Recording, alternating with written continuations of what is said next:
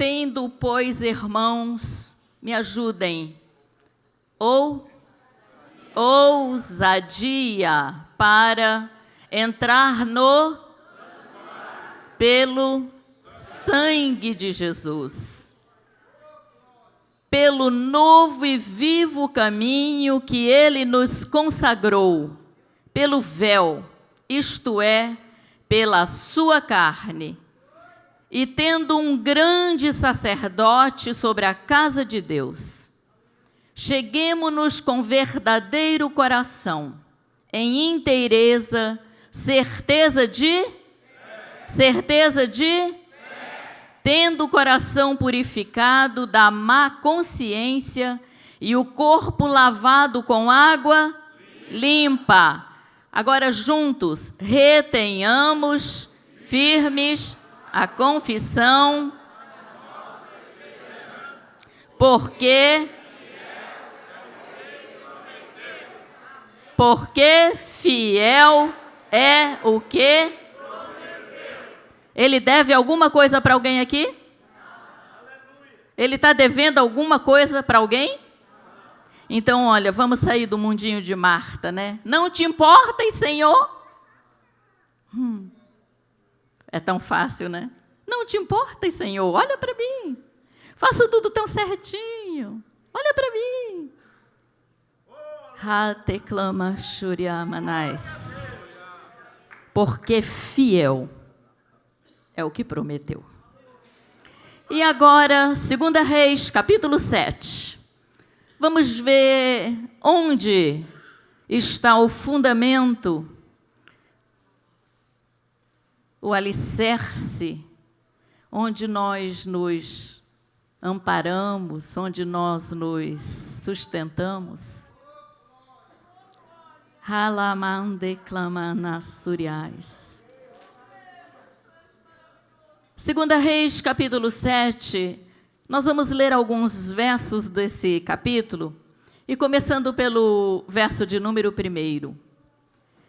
Então disse Eliseu: ouve a palavra do Senhor.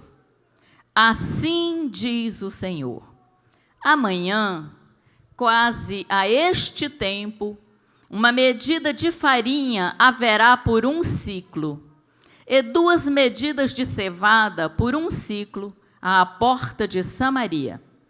Porém, um capitão em cuja mão o rei se encostava, respondeu ao homem de Deus e disse: eis que ainda que o Senhor fizesse janelas no céu, poder-se-ia fazer isso? E ele disse: eis que o verás com os teus olhos, porém daí não comerás. E 4 homens leprosos estavam à entrada da porta, os quais disseram uns aos outros: para que estaremos nós aqui até morrermos? Se dissermos, entremos na cidade, há fome na cidade e morreremos aí. E se ficarmos aqui, também morreremos. Vamos nós, pois, agora, e demos conosco no arraial dos Círios. Se nos deixarem viver, e se nos matarem? Forte, não é, irmãos? Amém? É forte esse texto, não é? Podeis vos assentar, meus queridos. Glórias a Deus. Meus amados irmãos, vocês não precisam ficar assustados, porque toda mulher fala muito e eu falo também. Eu não nego, eu não posso contrariar a natureza. Sabe, a Bíblia diz que não é para contrariar a natureza, eu não contrario. E eu falo muito mesmo, principalmente quando se trata da palavra. Mas me ajudem para que o Espírito Santo me dê prudência e sabedoria para eu não cansá-los. Mas quando a gente escolhe uma data para celebrar, para festejar algo que marca a nossa história, algo que faz a diferença na nossa jornada, isso, crente é especialista. Ninguém celebra mais que nós. Ninguém festeja mais que nós. A igreja tem uma agenda apertada, estreita, e a gente olha assim, como é que a gente consegue dar conta de tantas festividades e tantas comemorações que nós nos embrenhamos durante o ano. E hoje nós estamos aqui porque uma data foi reservada para isso. Uma data foi separada para estarmos aqui e celebrando algo que a gente olha assim com grande alegria, porque celebrar a melhor idade ou a terceira idade é algo que não é tão antigo, é bem recente, porque até então a terceira idade ou a melhor idade era aquela geração que não fazia falta. Está velho. Ou então, quando você convidava uma irmã mais jovem, um irmão mais jovem, para vir para o círculo de oração, ah, não, irmã, isso é coisa de velho, quando eu ficar velho eu vou. Vamos cantar no coral? Ah, não, isso é coisa de velho, no coral de jovem eu canto, agora no coral das... Não, quando eu ficar mais velho eu vou. Eu disse, olha, eu vou orar para Jesus não voltar antes de você ficar velha. Porque senão você vai ficar. Porque quando você começa a escolher o que fazer para Deus no reino, é porque você não quer fazer. Quando você começa a achar que Deus precisa da sua mendigância, você não serve, querido. É triste o que eu estou dizendo, mas é verdade. Deus não precisa do nosso favor. Ele diz que Ele rasgou o véu e criou uma nova aliança. E junto com essa nova aliança criou uma nova oportunidade. E com essa nova oportunidade Ele trouxe mais responsabilidades. E com essa mais responsabilidade Ele disse, se você não quiser, a obra é minha e eu levanto nem que seja leprosos para fazer. Mas a minha obra não perecerá. Ela é minha, eu sou o dono, eu sou o Senhor.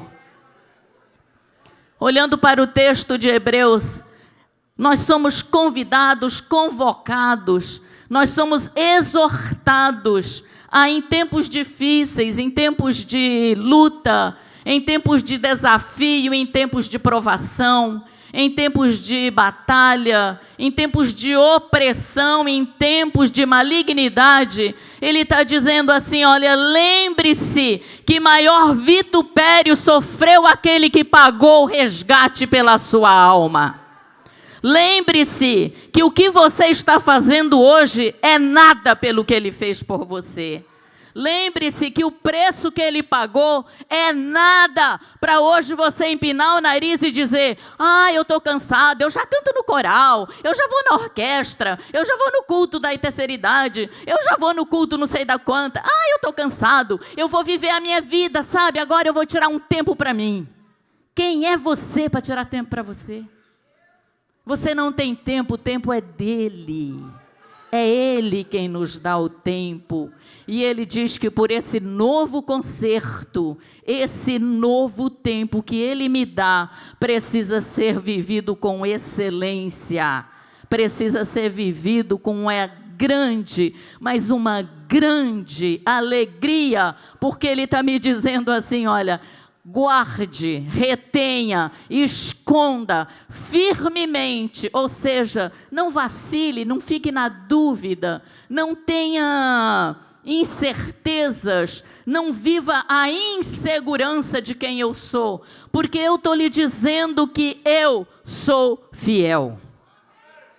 E quando Ele nos dá essa garantia da sua fidelidade, Ele está me dizendo e dizendo à sua igreja, que não tem tempo para viver isso. Não é na juventude, não é na adolescência, não é na idade adulta, não é na terceira idade. Ele está dizendo que em qualquer tempo nós podemos nos achegar a Ele com um coração verdadeiro. Ou seja, com um coração, eu acho maravilhoso isso, queridos. Quando Davi, no Salmo 51, e nós não vamos falar do mérito, não vamos...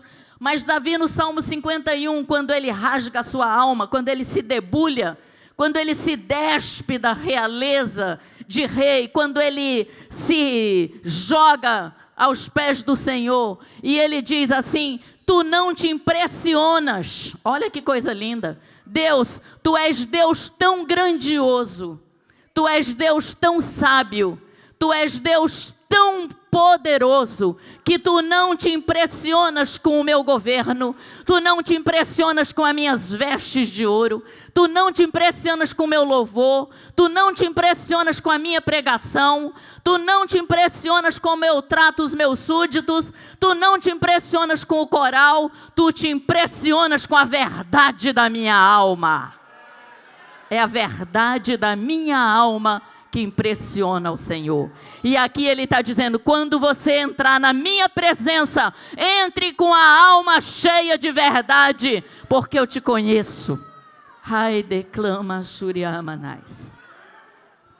Nessa verdade de Deus, ele diz que quando nós entrarmos na sua presença, com esse coração verdadeiro, ele diz assim: olha, em inteira certeza de fé. Aí a gente fica imaginando o que é uma inteira certeza de fé. Inteira certeza de fé é aquela que você sabe que o fundamento da fé é o caráter de Deus. Esse é o lastro que sustenta a minha e a sua vida de igreja. O lastro que mantém a igreja em pé é o caráter de Deus. E quando eu conheço Deus, eu não tenho medo de me render, eu não tenho medo de me entregar, eu não tenho medo de me prostrar, eu não tenho medo de declarar e confessar que Ele é o Senhor por excelência. Porque eu conheço Ele, eu sei quem Ele é. A fé não é uma relação de contrapartida, eu faço e você me dá. Não, a fé é uma relação de confiança. Eu confio no caráter daquele que fez a promessa. Ele é fiel. E isso me basta. Isso enche a minha alma. Isso me dá segurança para caminhar. Isso me dá tranquilidade para olhar para a situação de crise, para a situação de pressão, de malignidade, de ofensas, de injúrias, de maldições, de impropérios, de olhar para tudo isso e dizer: acima disso está aquele que fez a promessa de que Ele é fiel. Ele é fiel. Quando nós olhamos para o contexto dessa palavra, é que nós vamos começar a entender que Deus, Ele é o que é por si só. Deus não se amolda às minhas necessidades. Deus não se ajusta ao meu caráter. Deus não se alinha com a minha maneira de pensar. Deus não se alinhava na minha trajetória, mas Ele diz: eu sou Deus que não mudo. Eu não sou filho do homem para que minta. Olha que coisa linda. Eu não sou homem para que minta e nem filho do homem para que me arrependa. Ele está dizendo: eu sou Deus que não erro. Eu sou assertivo em todas as minhas declarações, palavras, promessas e ações. Eu sou assertivo. Deus não tem margem de erro. E quando Ele diz: olhe para mim e sustente a sua fé em mim, Ele está dizendo assim: olha, se você confiar em mim, você nunca vai se decepcionar, porque eu sou Deus que não falho, eu sou Deus que não erro. Quando Ele trata disso, dizendo para nós termos essa segurança de entrar na sua presença com coração verdadeiro, sincero, e com uma fé inabalável, uma fé inteira, e não por pedaços. Ah, isso é muito difícil, acho que Deus não vai fazer. Não, isso aqui Deus faz. Porque a gente tem uma fé lógica, racional, e a gente traz Deus para esse plano. A gente tem aquela continha de 2 e 2 são 4. Mas com Deus é diferente, né? Ele pegou quantos pãezinhos e quantos peixinhos? 5 mais 2 são quanto? Quantos ele alimentou? A continha da matemática não bate, queridos. Não bate. Ele não é lógico. Ele não é racional. Ele é Deus que multiplica. Ele é Deus que diz, eu sou Deus, que faço milagres do nada. Eu faço. Eu realizo. Quando vemos esse texto de Reis, do profeta Eliseu, a gente começa a caminhar por esse texto e a gente vai entendendo o que é uma fé alicerçada no caráter de Deus. Não uma fé nas historinhas que me contaram, não.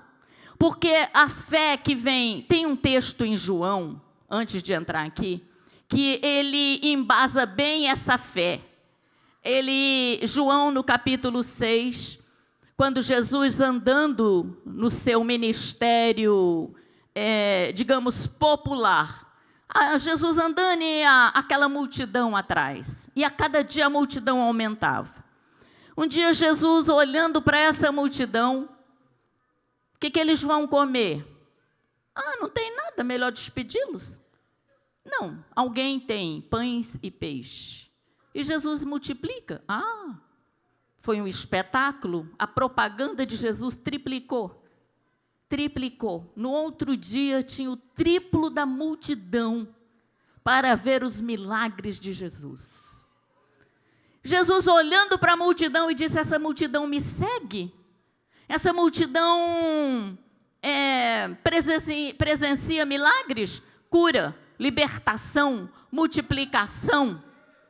Quando eles começam a se articular para fazer Jesus rei, nós precisamos de um rei desse. Ninguém mais vai ter fome, porque a hora que não tiver comida ele multiplica. Ninguém mais vai ficar doente, porque ele vai curar. Ninguém vai morrer, porque ele vai ressuscitar. Esse é o rei perfeito. Jesus olha para eles e diz, vocês estão pensando que eu vim para resolver problema? Vim não.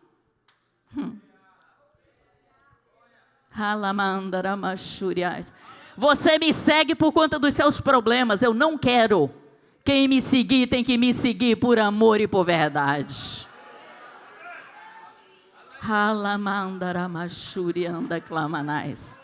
E Jesus muda a pregação. E Jesus começa dizendo, eu sou o pão que desceu do céu. Enlouqueceu. Ele é o filho da Maria e do José e agora diz que veio do céu? Maluco. Quem não comer do meu corpo e não beber do meu sangue.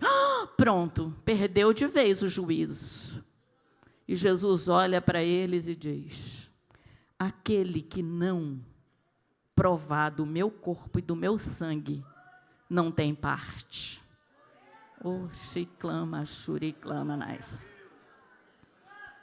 Os discípulos e a grande multidão da sinagoga vão se retirando. Essa pregação é forte demais. Sabe o que acontece conosco hoje? A palavra é forte demais. Irmã, pega mais leve. Irmã, olha, a gente tem visitante, sabe? A senhora precisa ser mais doce. Ai, se clama, churiande, clama, nandemas. Doce é o Espírito Santo. E é por isso que essa palavra, ela é inspirada por Ele. Exatamente por isso. Para que, ao desnudar as nossas feridas, as nossas vergonhas, as nossas misérias, sejamos sarados por ela. A palavra é cura, é libertação, é vida, é transformação, é verdade. Não dá para esconder. Quando os discípulos chegam, Jesus alivia aí, porque está todo mundo indo embora. Ele diz, vocês também não querem ir com eles? Aí a coisa pega. Imagina, pastor, o senhor falando isso para os seus obreiros. Preciso de você não, meu filho, vai.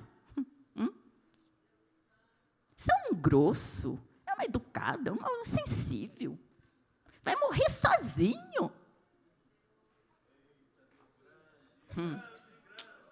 Ai, se um declama Shuriamanais. Você pensa que você impressiona Deus pelo cargo? Na igreja não tem cargo, querido. O reino não tem cargo. Aqui não é plano de cargos e salários. Aqui é servo. Servo. O lugar aqui é de servo. Não importa onde você se assente, é servo. O reino é feito de servos. Jesus olha para os discípulos e eles... Ô Jesus, que coisa, né?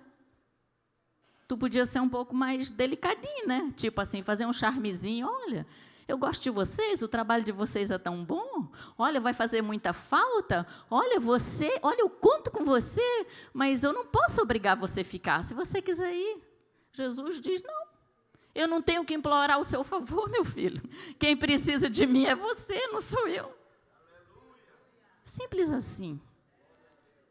Jesus olhando para eles e Pedro reúne, porque Pedro era o porta-voz. Pedro reúne eles e diz, e agora, nós vamos para onde? Vamos seguir o povo ou vamos ficar com ele? Não, vamos ficar com ele. Quando Pedro diz, nós, olha que coisa mais linda. Pedro diz, para quem iremos nós? Ele não diz para onde. Pedro não está falando de lugar. Pedro está dizendo para quem? É uma pessoa. Pedro está dizendo, não temos ninguém que possa se assemelhar a ti. Tu és o maior, tu és o melhor. Tu és o único que tem palavras de vida eterna. Nós temos crido e conhecido que tu és o Filho do Deus vivo. Fundamento da fé, crer e conhecer que Ele é o Filho de Deus. A fé está fundada, sustentada e, digamos, ela é mantida pelo caráter de Deus. Mas o crer e conhecer a Jesus como o Filho de Deus também é um dos fundamentos da fé.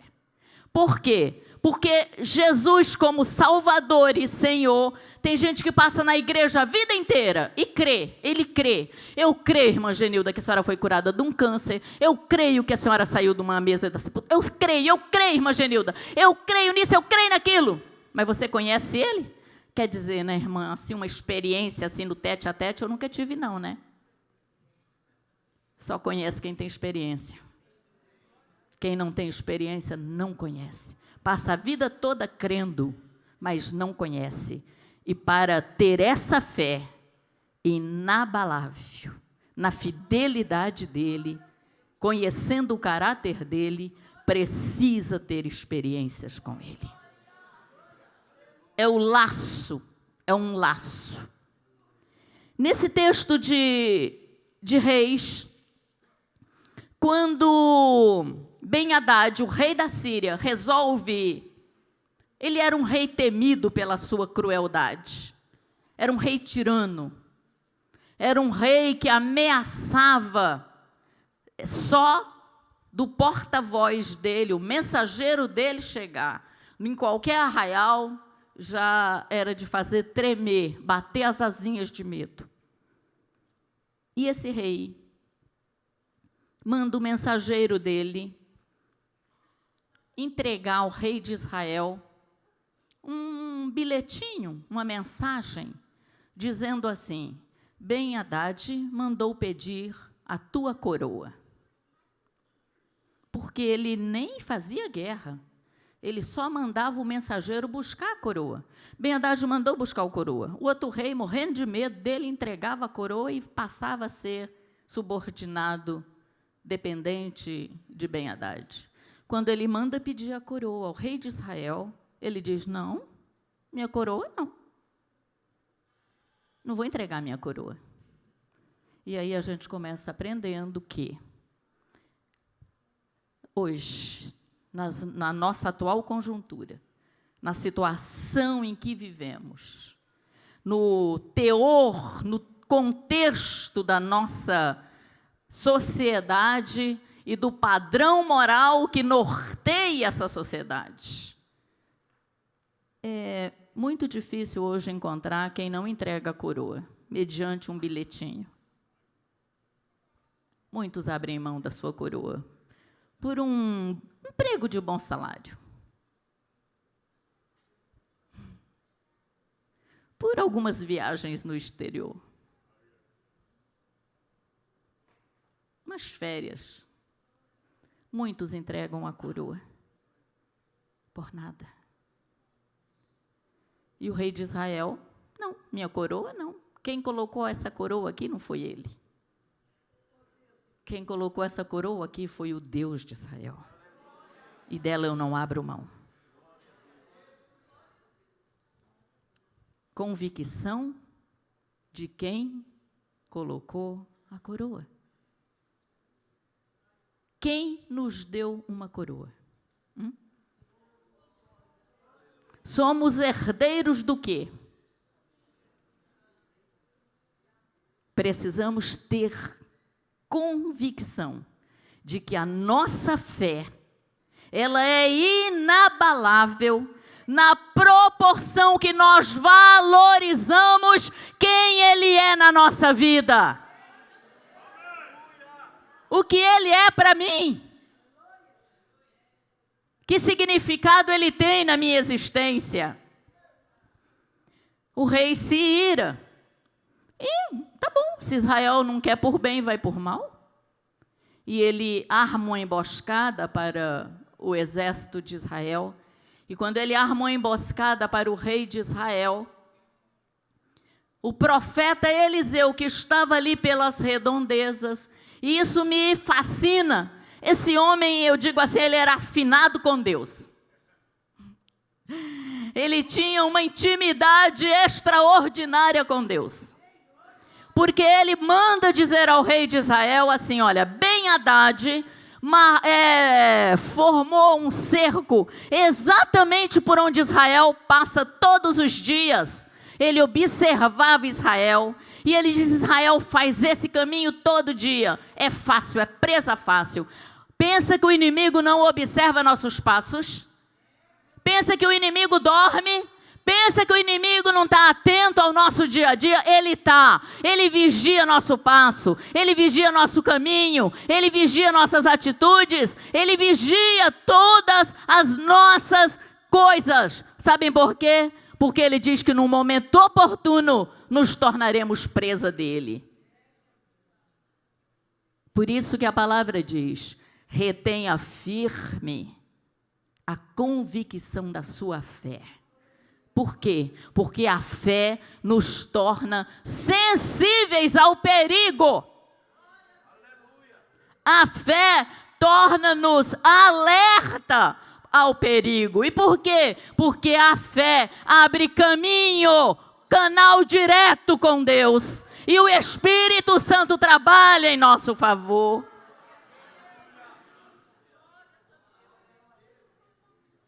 Eliseu manda avisar o rei de Israel, não passe por lá.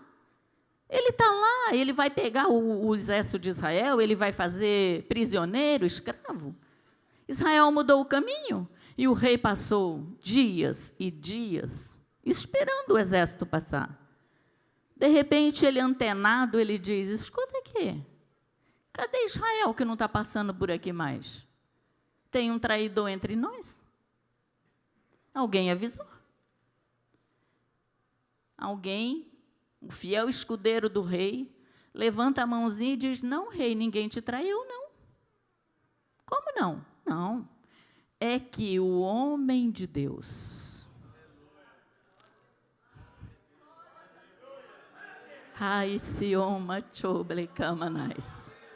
O homem de Deus está lá no vale.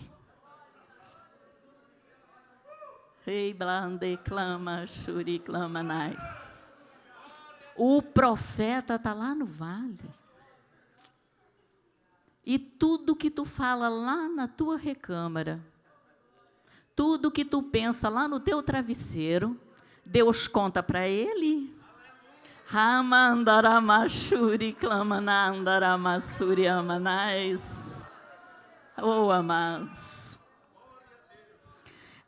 Eu fico encantada porque enquanto o inimigo tem emboscada, enquanto o inimigo tem traição, Deus tem revelação para nós. Quantos aqui creem em revelação? Que coisa linda! Deus não mudou, Ele continua dizendo que o inimigo tem estratégia para nos ferir. Ele continua, Ele só precisa que eu e você sejamos afinados com Ele. O rei se ira e diz: eu quero esse profeta então.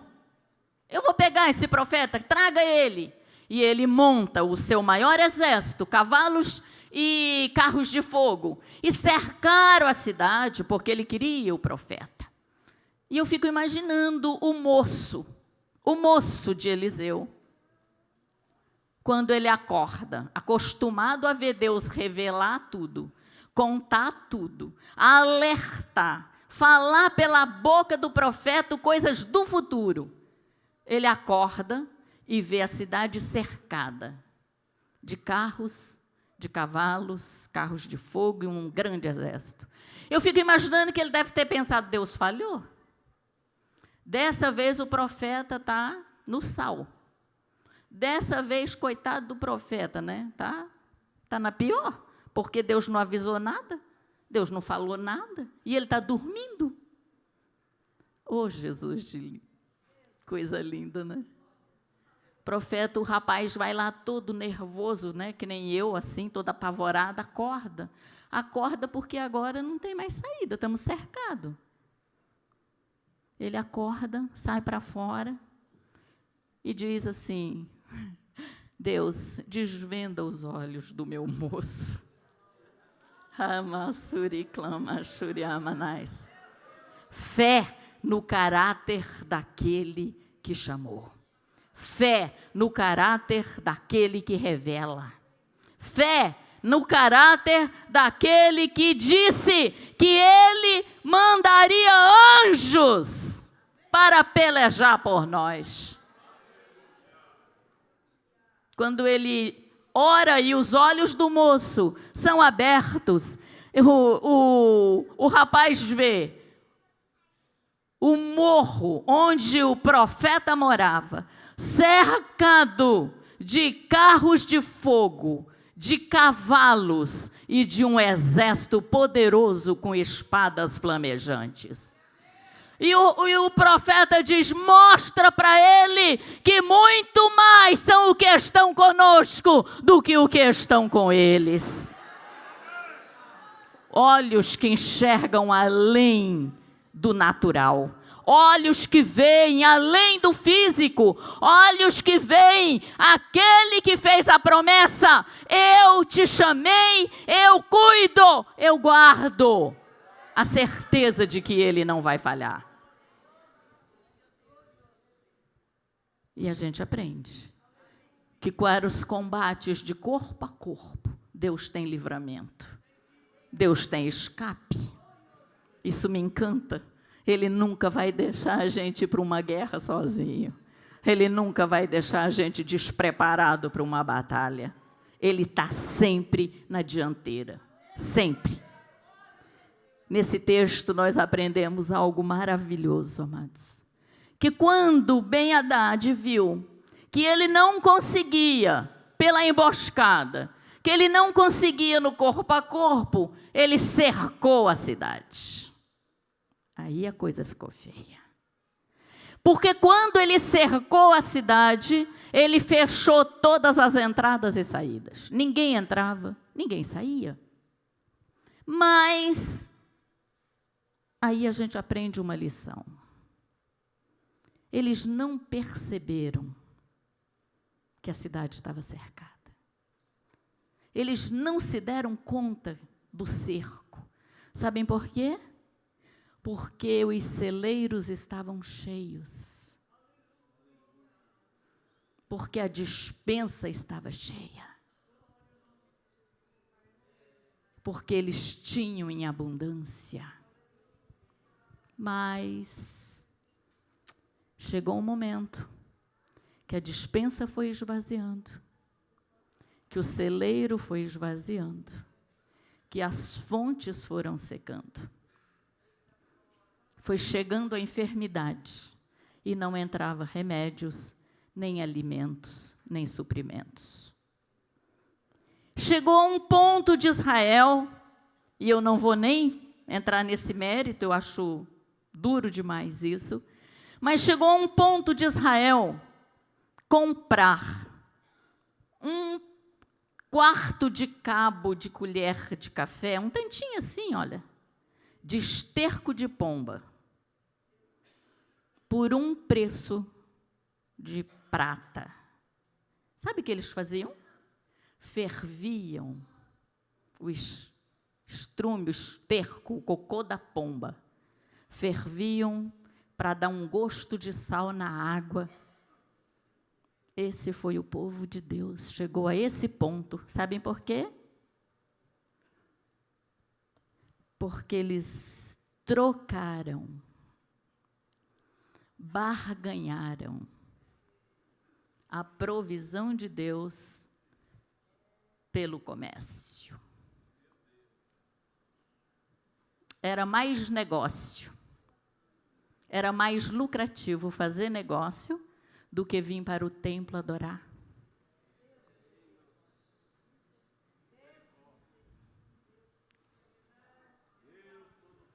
Dá muito trabalho servir ao Deus de Israel. É aquele culto chato, comprido, aquela mulher que fala mais que a boca.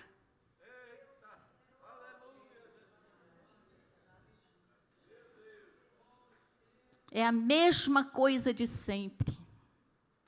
Quando você ouvir reclamações do culto, você precisa se converter. Porque o que eu vou dizer aqui, amados, não se escandalize, mas o culto não é para agradar a mim nem a você. O culto é para Ele, é para agradar a Ele. E quando o culto for sem graça, é porque você está sem graça. Quando o culto for chato, é porque você é chato. Quando o culto não falou nada, é porque você não quis ouvir nada. E nem tinha nada para ofertar e nem para oferecer a Ele. Porque o culto é Ele que tem que se agradar. O culto é Ele que tem que receber. O culto é Ele que tem que dizer se foi bom ou não. É Ele, é para Ele, unicamente Ele. Você acha que eu sou alguma coisa para receber um culto? Quem sou eu para ter um culto? Me conte.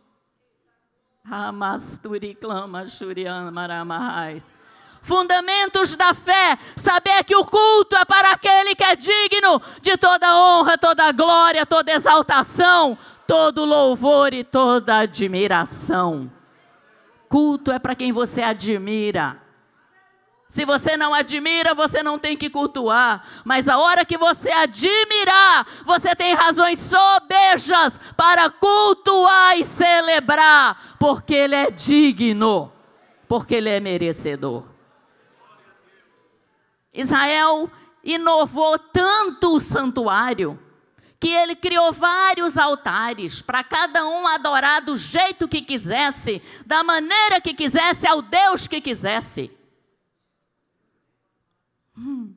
Simples assim. Você quer adorar? Que Deus você quer adorar? Vamos fazer um altar aqui. Ah, você não gosta do Deus de Israel? Não, tem as outras opções, olha aqui quanto. Deus disse assim: eu não vou retirar a minha mão, não vou quebrar a aliança, não vou revogar o meu pacto, não vou rejeitar, não vou amaldiçoar, mas vou deixar o inimigo tratar. Por quê? Porque perderam o fundamento da fé. Brincaram com o caráter de Deus. Acharam que era negociável a fé. A fé é inegociável.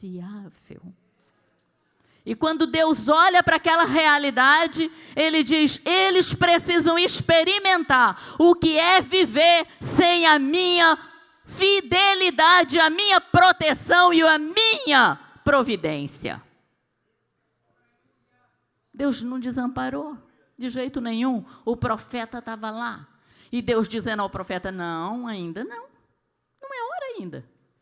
E o profeta, Deus, olha a situação. Deus, eles estão morrendo. Deus, não é hora ainda, enquanto eles não reconhecerem. Oh, meu Deus. Para que custar tanto a reconhecer que Deus é Deus na nossa vida?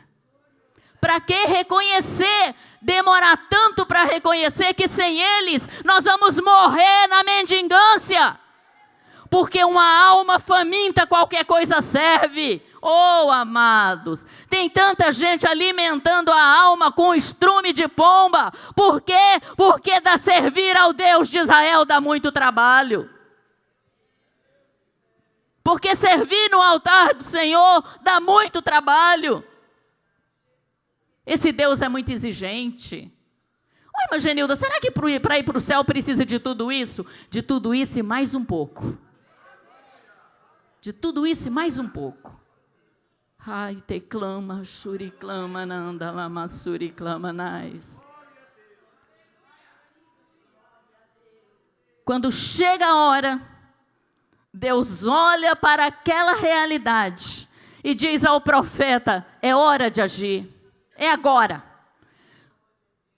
Quando o rei manda um mensageiro disfarçado para matar o profeta, Deus entra com a providência, olha que lindo, por amor ao profeta, para garantir a fidelidade dele para com o seu povo, ele disse, neste homem ninguém vai tocar.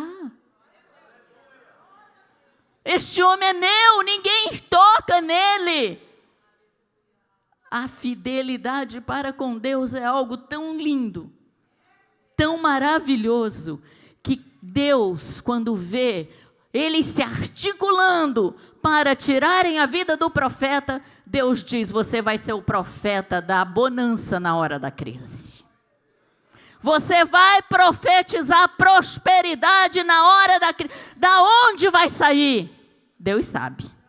De onde virá? Deus sabe. Como será? Deus sabe. Quem Deus vai usar? Ele sabe. Isso não é nossa questão. Como, quem, quando, que jeito? É dele. Unicamente dele. Se ele falou, eu sou o Jeová Jiré. Ele é o Jeová Jiré. Ele é. O profeta diz, amanhã, por essa hora, vai ter comida. Vai sobrar mantimento aqui. Amanhã, por essa hora, os celeiros se encherão. Quem Deus usa? Ora, manda e clama, shuriamanais. Porque Deus preservou 4 leprosos? Não sei. Mas leproso, quem é que se importa com leproso? Eles estavam no lugar que nem era para estar, né?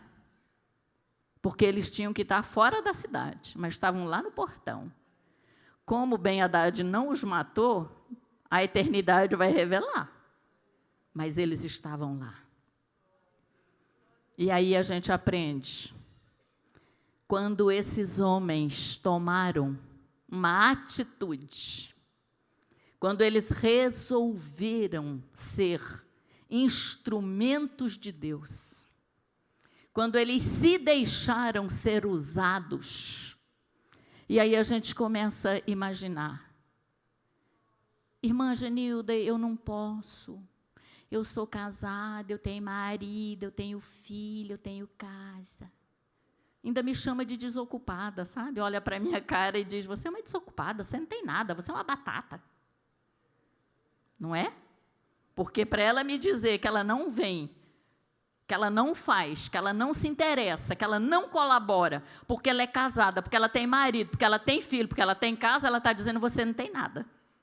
Você faz porque você não tem nada.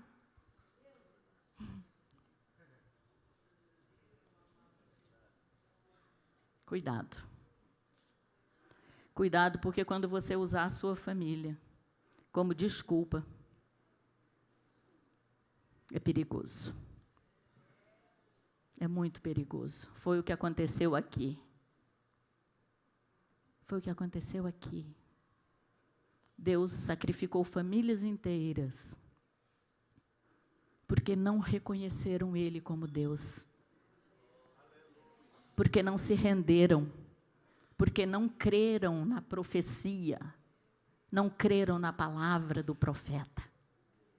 E quando o profeta diz, amanhã, o capitão que aconselhava o rei, olha o que a falta de fé faz, né? O profeta, amanhã vai sobrar comida.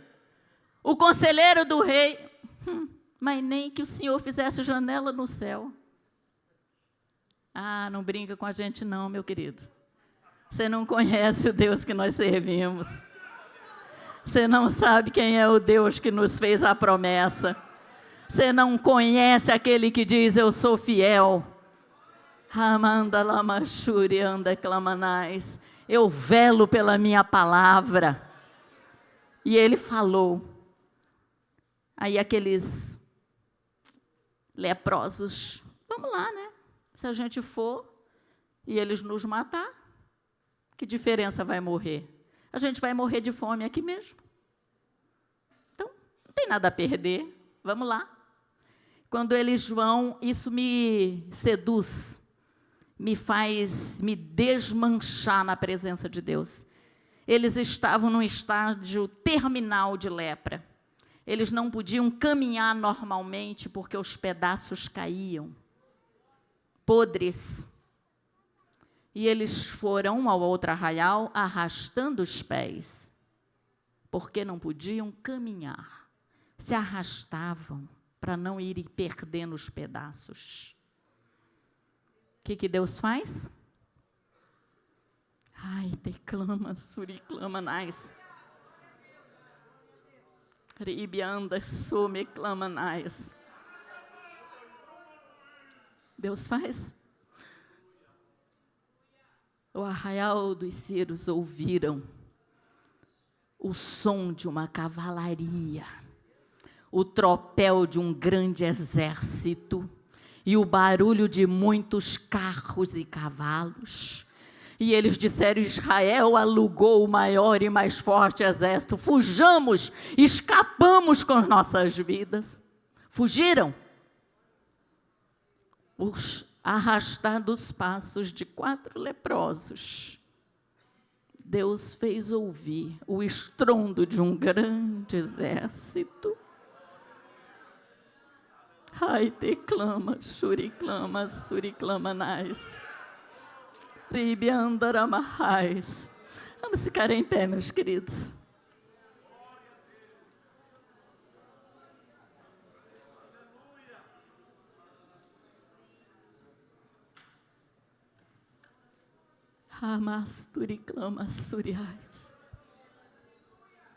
Quando os leprosos chegam no arraial, amados, encontram prata, ouro, muito mantimento, pedras preciosas.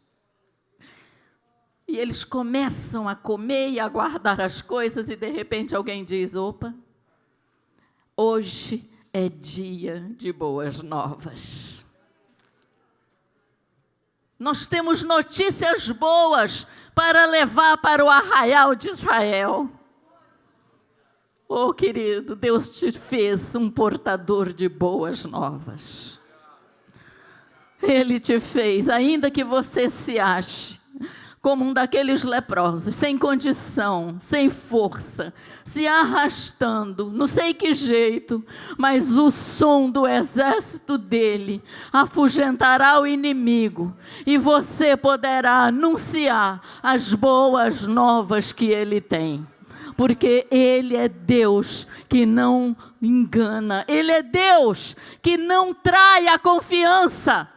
Ele é Deus que ele diz que quando a gente entrar diante do seu trono da graça, com inteireza de coração, com fé, com ousadia, ele disse que ele é fiel. Ele é fiel para não decepcionar o nosso coração. Ele é fiel para cuidar das nossas causas. Ele é fiel para olhar para as nossas necessidades. Ele é fiel para intervir na hora da nossa crise. O que Ele está ensinando a mim e a você, amado, que Ele nunca vai deixar nós desamparados. Porque ainda que o inimigo nos cerque, o profeta está do lado de fora. Amassuri clama nanda lamahai. E Ele tem uma palavra de vida. Ele tem uma palavra de vitória, Ele tem uma palavra de restauração, de cura, Ele tem uma palavra de libertação. Amassuri clamanais. Quero nesse momento. Posso fazer convite, pastor? Quero fazer um convite. Nosso horário já passou, me perdoe. Mas eu quero compartilhar com você ainda 5 minutinhos. Só eu peço a sua paciência por 5 minutinhos. O Espírito Santo me moveu a isso agora. Ontem eu compartilhei com a irmã Marli, a irmã Sônia, a irmã Lili, algo que Deus fez na minha vida. E muitas de vocês aqui, a Regina, a Jane e outras irmãs aqui, que me acompanharam mais de perto, sabem. Dia 31 de dezembro de 2013, eu sofri um acidente. Fui vítima de um acidente.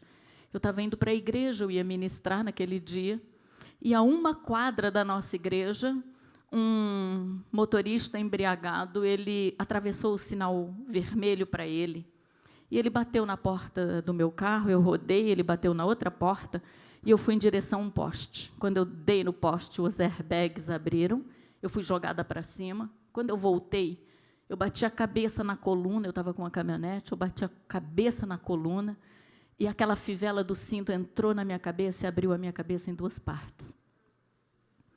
E ali eu comecei a me afogar com o sangue, fui morrendo, desfalecendo.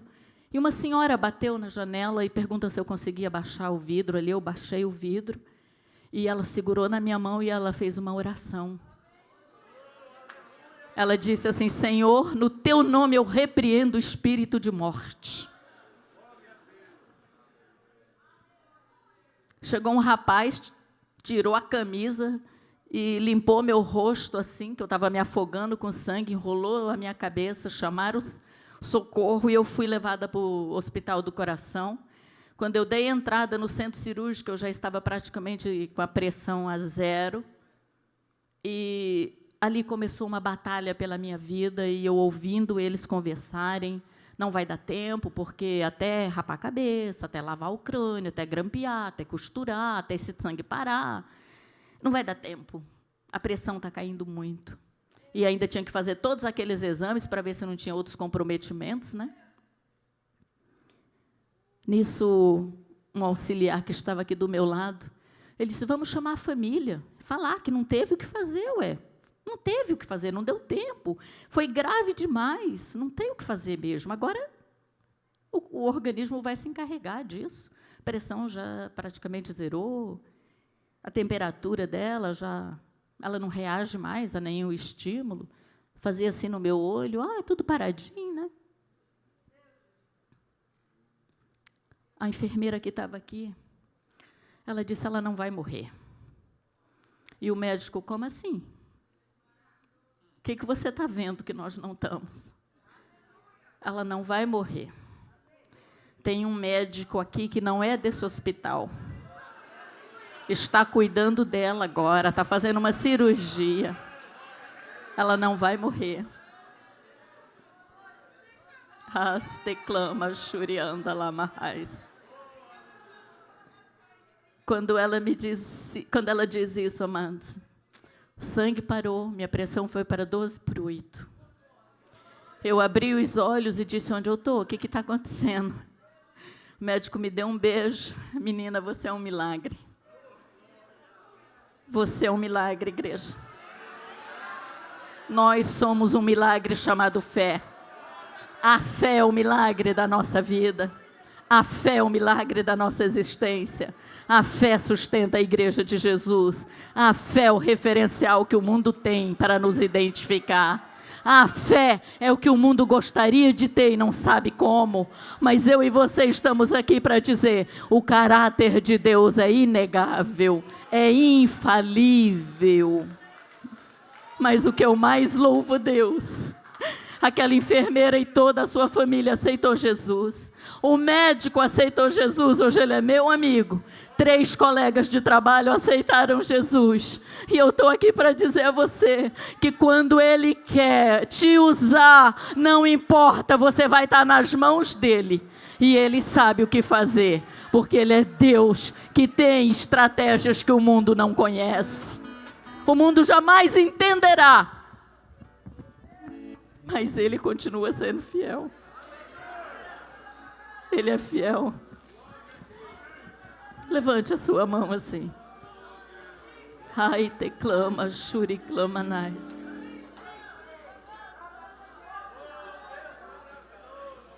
Ribi andara masturi clama shuri clama nais.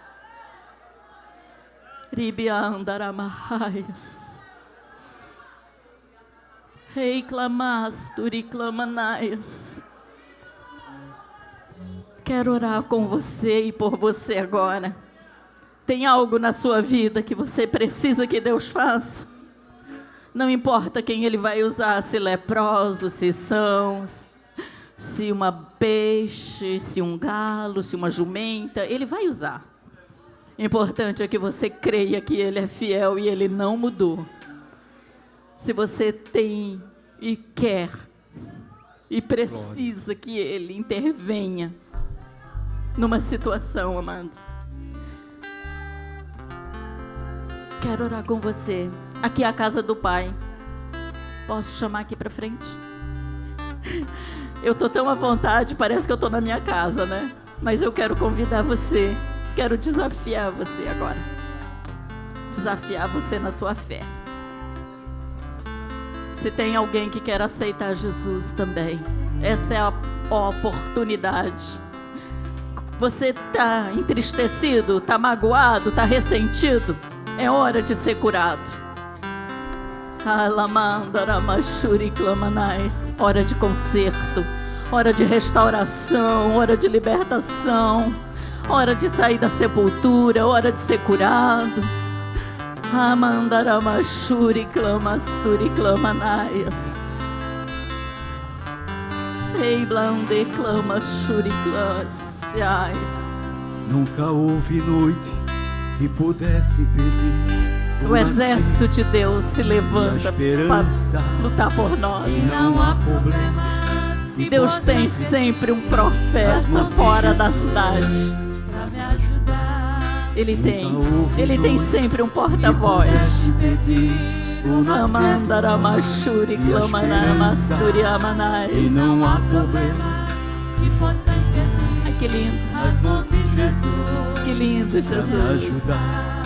Que lindo. Haverá um milagre dentro Isso, de mim. vem. Descendo Venha, o rio, venha, a porta está pra me dar a aberta. vida. Essa é a hora que Deus quer te usar.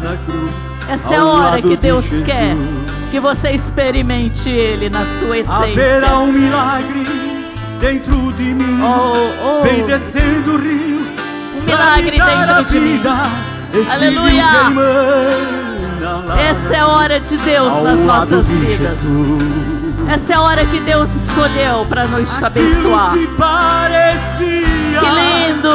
impossível. Oh, que coisa coisa linda, Jesus. Aquilo que que coisa mais linda, meu parecia Deus. não ter saída. Que lindo, Jesus. Aquilo que parecia ser que coisa minha gloriosa. morte. Aleluia. Mas Jesus mudou minha sorte. Sou um milagre, estou aqui.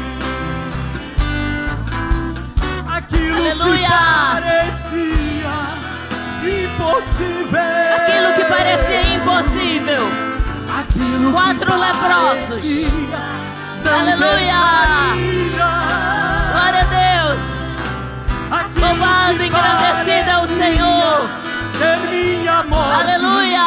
Mas Jesus mudou minha sorte. Ele mudou minha sorte. Sou um milagre, estou aqui. Ai, que coisa linda, né? É um milagre estar aqui. Aleluia. Grande é o Senhor. Lindo, majestoso, santo, digno de toda a nossa adoração. Bondoso e eterno Pai, pela imensidão das tuas misericórdias, ó Senhor, pela tua grandeza e, ó Deus, pela tua fidelidade sobre a tua igreja, sobre as nossas vidas, sobre a fidelidade da tua palavra, é que nós hoje nos prostramos e nos rendemos. É que hoje nós confessamos, Pai, a nossa pequenez, a nossa limitação, a nossa incapacidade, mas cremos, ó Pai, que a tua mão não está encolhida, que o teu braço não está encolhido, que o teu ouvido não está agravado. Nós cremos, ó Pai, que tu és Senhor soberano sobre tudo e todos. Quebra o laço, quebra o arco do adversário. Pai, destrói as fortalezas que se levantaram para cercar os teus filhos. Quebra agora, Pai, toda a fortaleza que tenha se levantado. Pai, em nome de Jesus, nós repreendemos, Senhor, toda e qualquer, Pai, ação do inimigo que tenha afrontado, desafiado. Pai, é o teu nome prevalecerá. O teu nome é sobre todo nome. Ora, manda, cura enfermidades da alma, enfermidades do físico, enfermidades da mente. Cura agora, Pai. Cura doenças espirituais, doenças emocionais. Oh, coisa linda, Jesus. O teu rio, Senhor, a tua água saradora. Faz o teu rio subir, ó Pai, as tuas águas saradoras.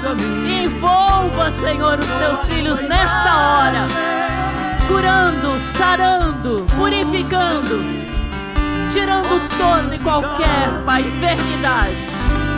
Tu és, Senhor, perdoando o pecado, curando mágoas, ressentimentos, operando perdão, Pai, operando perdão. Aramanda lamachuri clamanaias. Em nome de Jesus, em nome de Jesus, em nome de Jesus.